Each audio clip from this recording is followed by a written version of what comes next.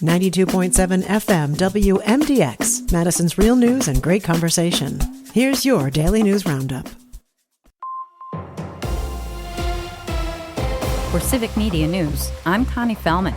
Governor Tony Evers is making another request to President Trump, this time for federal disaster aid after July storms in the Fox Valley. The governor is seeking help for people and communities in Forest, Outagamie, Vilas, and Winnebago counties. State and federal damage reviews estimate more than $8 million in residential losses and nearly $14 million in public sector damage. The request follows an EF3 tornado in the Menasha-Appleton area, along with high winds, hail, power outages, and water system problems.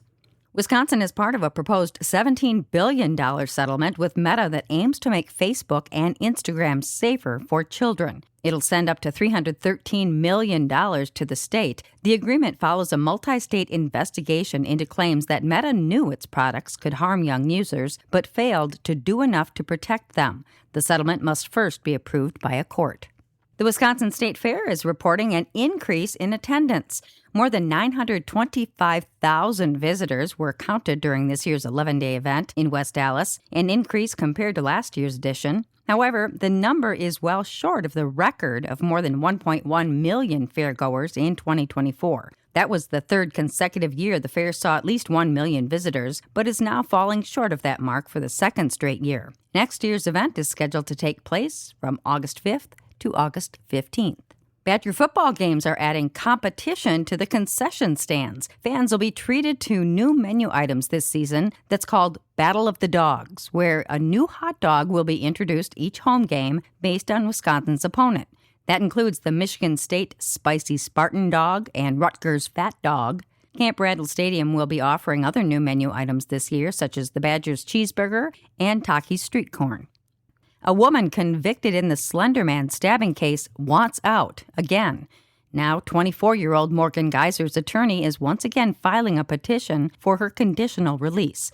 A Waukesha County judge formally signed off on Geyser's conditional release in July of 2025. She was placed in a Madison group home the following September and escaped from it in November. Geyser was found at a truck stop outside of Chicago and returned to Wisconsin a few days later. Her conditional release was revoked December 23rd of 2025.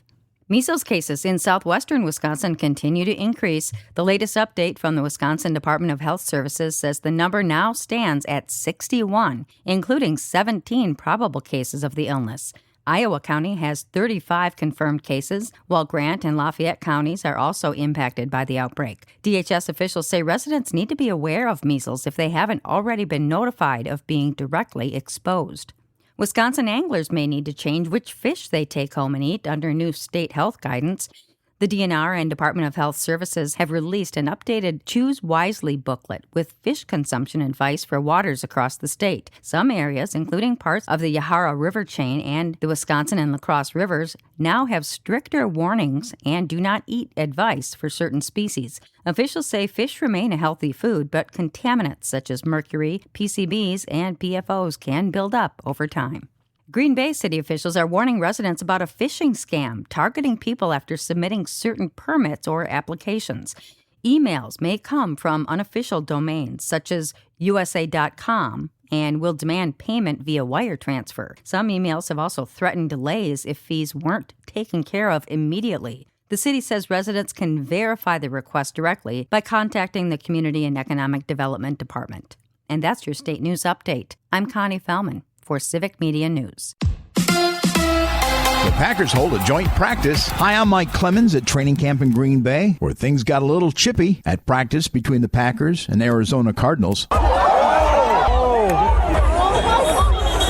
At least 4 fights broke out. Packers tight end Tucker Kraft. I thought we got a lot of good work in. You can always expect some chippiness, but as far as all the joint practices I've been a part of, this wasn't that bad. The two teams playing their final preseason game tomorrow night, kickoff 7 o'clock. Baseball. The Brewers and Mets tonight wrapping up their series. Brewers pitcher Dustin May knocked out after his first pitch on a comeback hit, thwacking him in the back at 106 miles per hour. Enter Robert Gasser, who pitched the next 6 innings. The Brewers Brewers won 8-1. He was great. He really was. I mean, that's not an easy assignment. And he knew he was available tonight and gave us parts of 6. Made big pitches at big times, jockey him through that. That's the Brewers manager, Pat Murphy. With sports, I'm Mike Clemens. Mostly sunny today. We'll get to around 81 for a high this afternoon. Tonight, mostly clear. We're going to drop into the mid to upper 50s for a low. Tomorrow, more sunshine with a high of 82. I'm meteorologist Sean Cable. That's your Madison News Roundup from WMDX. Find more news anytime at WMDXradio.com. Subscribe to this podcast on Spotify, Apple, or wherever you find your podcasts.